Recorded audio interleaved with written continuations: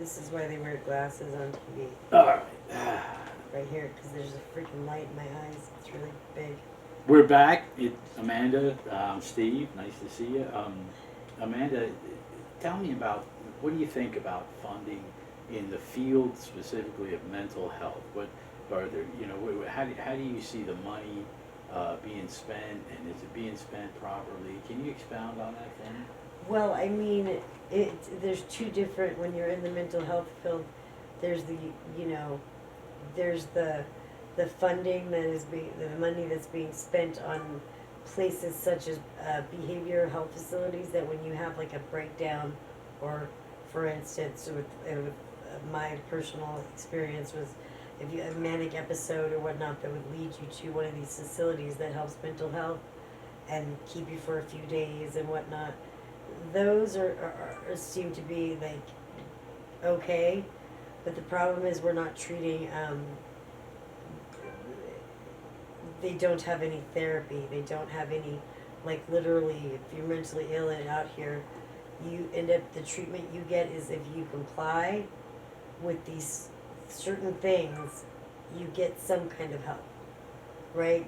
But you have to, there's stipulations, and a lot of people on the streets are kind of like, F that, I'm not going with your stipulations. So this is stupid. I just went off on a tangent. Go ahead, continue. I think we're getting somewhere here. They say that billions are spent every year in the mental health system. I just wonder, is the money really being spent effectively? Okay, well, no. Because I'll tell you what, I worked at the warm line. This is going to be a good take, so here you go. I worked on the warm line, for instance.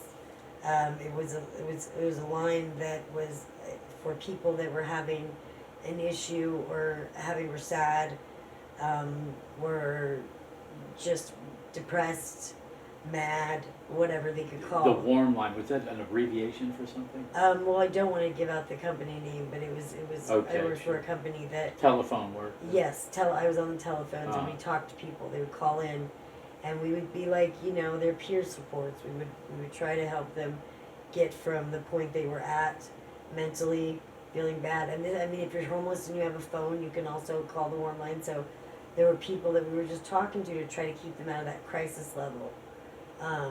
You know what I mean, and keep Yes. them. But the funding, for instance, when I worked there went from a time of being able to talk to a client 20 minutes to 15 minutes because of billing, coding, and this and that.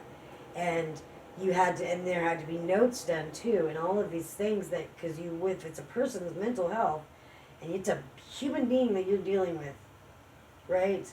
And their well-being from their brain on through their life. It's like, you better know what you're doing, and you better have something set in place. You better be like, anyway. Are you saying there's some compassion lacking? Yes, because was hard work with doing what I did. I have to say, some of it was, because I took home with me what my clients called about. And I mentally, too, have my own issues. So, minimum wage payment for that, which when you are dealing with people's crisis, and you are empathetic and compassionate, such as yourself and how I aspire and try to be, you can't help but it follows you throughout your day, your world. And so they don't pay the people enough. They cut the amount of time you're able to talk to the person, so you got to cut them off. Literally, we had to start to wrap up a call. Someone could be right in the middle of saying something, but a call would have to be wrapped up. You mean like if somebody's talking about suicide, they make you get off the phone? Well, no, you get allotted a little more time than that. Uh-huh. And you know what I mean? But it doesn't matter. Whatever they're talking about is important to them at the time. And so they're calling you a stranger because they have no one else to talk to. And these are people that are considered, a lot of them, in the field of mental illness, mentally ill, with some diagnosis or another.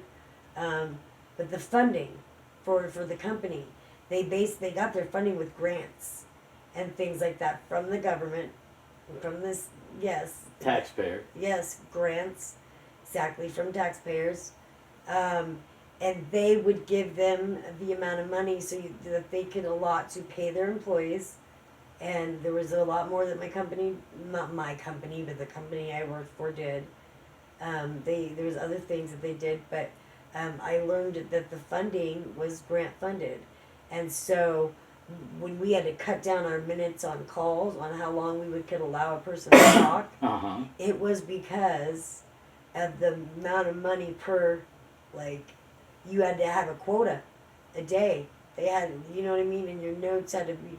Almost as if they were charging by the minute. Yes, exactly. Yet they were paying. I mean, I loved my job because it helped me too, because it put things into perspective for me a lot of the time, as to being sad on the street. And this is even talking about the mental health illness problem of the people in the streets.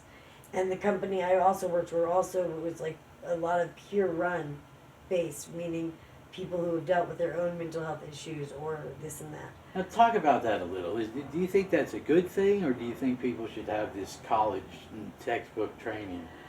There is no textbook for meant for crazy.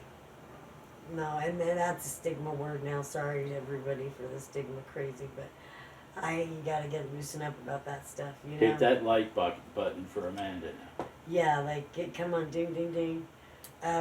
No, what was your question again, Steve? About, I'm not sure. What happened? I don't know. I was going with the moment. I'm going to blame Joe Rogan. No, we're talking about funding here. We're talking about just the, being out there on the street. Are you disposed? But also be the peer support. You asked me. The peer support. Yeah, the question was about peer support. Do I think that's a good thing or not? Yeah, as opposed to the textbook. I have my therapist was one of my former peer supports like 4 years ago. And I have to say that I was blessed, and there are a lot of others out there that are amazing peer support coaches or whatnot. And I mean, that just means somebody that has a job, that gets paid, but works in the field to be like almost, I have to say, it's almost like a friendship. You really do develop a caring relationship with people that you work with if you're into it. Well, and she's degreed now also, yeah, and right? so she got a degree, so now I have my peer support became my therapist. Yeah. And so I'm very blessed, but I mean, yes, I think it's a good program, and there's a lot of people in there. There's a lot of room for mistakes too, but yes, I think paying peer supports, people that have been out on the streets that have no college degree, and that was your other question. Do you feel like they should be? No, the college degree. I not to knock it. My gosh, good for you if you got a degree. You know what I mean? Thing, if you went through those studies, and all of that stuff. I think that's it. When a bachelor's degree, you completed something. Right, you completed something, really but mean you also shit, mentally were probably strained. Yeah. A lot of the time with your studies, you're getting your stuff done. Absorbing the knowledge you'll never use again. Right, but there's nothing like someone that's been out there with you. There's something I'd like to say is that there's two things that we all know, and that is pain and what feels good. And I mean physically and mentally. You know what I mean? Yeah, we're going to break here, and we'll be right back. That's 7 minutes. Okay. 7 minutes of me talking.